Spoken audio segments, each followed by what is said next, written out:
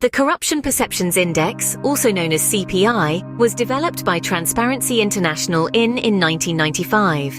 It gauges global corruption levels based on expert evaluations and opinion polls. The CPI, a widely recognized corruption gauge, arranges countries on a scale from 0 to 100. A score of 0 suggests significant corruption, while a score of 100 signifies minimal corruption. In the realm of politics and policy, good governance and the Corruption Perceptions Index, CPI, are intertwined, each impacting the other. Now let's explore their connection. Firstly, good governance is signified by transparency and accountability. High CPI scores often come from countries with transparent operations, accountable officials. Secondly, it advocates for rule of law, with laws being applied consistently. A high CPI score is a reflection of countries with robust legal frameworks that combat corruption and ensure equality before the law. Thirdly, good governance aims towards efficiency in public services. However, corruption can divert resources, indicated by a low CPI score. Fourthly, good governance fosters public trust in government institutions. High CPI scores directly relate to higher trust levels in governments. Fifthly, it's associated with higher investment levels due to a stable business environment provided by low corruption risk. Lastly, it contributes to social stability and justice through fair resource distribution. Corruption can accentuate social inequalities and trigger social unrest, indicated by low CPI scores. In essence, good governance and the CPI are interconnected, with the CPI being a vital indicator of governance quality. Better governance practices can lead to higher CPI scores and sustainable development. The CPI has been refined over time for increased accuracy and reliability. It serves as an important tool for policymakers, researchers, and the public, aiding in addressing corruption globally. Annually, Transparency International updates CPI, highlighting global corruption trends and fueling anti-corruption efforts. The CPI methodology employs a blend of data sources and techniques. It utilizes data from various sources, including expert and opinion surveys from reputable organizations like the World Bank and World Economic Forum.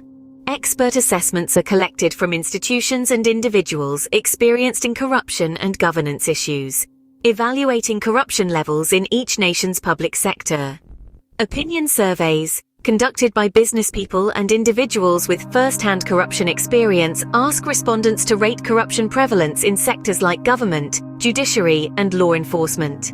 Transparency International then normalizes and aggregates this data to calculate a single score for each country. Data sources are weighted based on reliability and relevance, with assessments often carrying more weight than opinion surveys.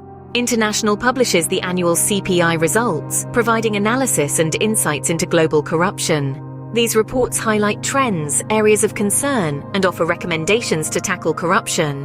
The CPI's methodology provides a comprehensive evaluation of corruption perceptions globally.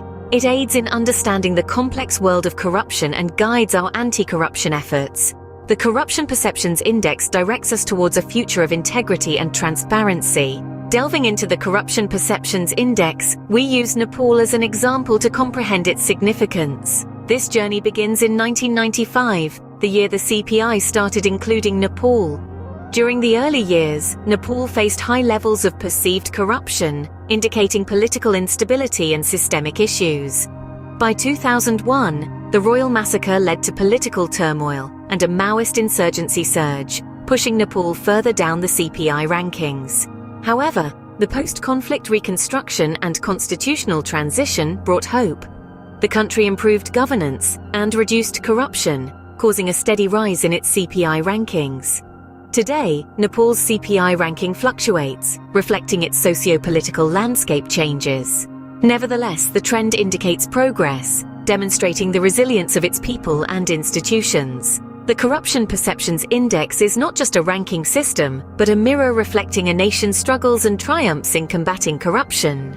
As we proceed, let's apply the lessons from this journey to foster worldwide transparency and integrity. The CPI, developed by Transparency International, serves as a global benchmark against corruption. This standardized measure facilitates comparison of corruption levels across nations, making it a useful tool for policymakers, researchers, and civil society organizations.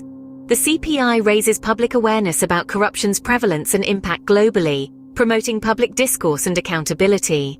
Policy prioritization is a significant aspect of CPI's relevance, influencing resource allocation by governments and international organizations. Countries with low CPI scores may face pressure to implement anti-corruption measures, potentially attracting investment and fostering development.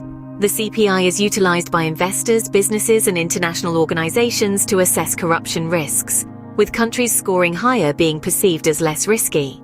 It acts as a catalyst for anti-corruption efforts, providing a foundation for dialogue and cooperation among stakeholders. The CPI promotes accountability and transparency in governance processes, encouraging the adoption of measures that enhance transparency and integrity. Despite critics, the CPI is an influential tool for combating corruption globally, stimulating dialogue, driving policy change, and promoting transparency and accountability. It has demonstrated its impact using Nepal's journey as an example. As we progress, let's remember these lessons and continue our efforts to foster transparency and integrity worldwide. Voiceover. The Corruption Perceptions Index, or CPI, is not without criticism. Its reliance on subjective assessments is a matter of contention, as perceptions of corruption can be swayed by cultural biases, political agendas, and media portrayal. Critics also cite potential data limitations because the CPI draws from various sources, potentially affecting the scores and rankings. Its focus on public sector corruption may overlook other sectors, limiting its overall assessment. Transparency International has been criticized for not fully disclosing the CPI calculation methodology, sparking questions about its transparency. The process of normalizing and weighting data from different sources in the CPI calculation is also debated for lacking consistency. Additionally, the CPI's static nature only provides a snapshot at a specific point, not capturing changes over time. Despite these issues, the CPI remains a recognized measure of corruption, and Transparency International is refining the methodology to address criticisms. Remember, while the CPI has limitations, it is a crucial tool in the fight against corruption.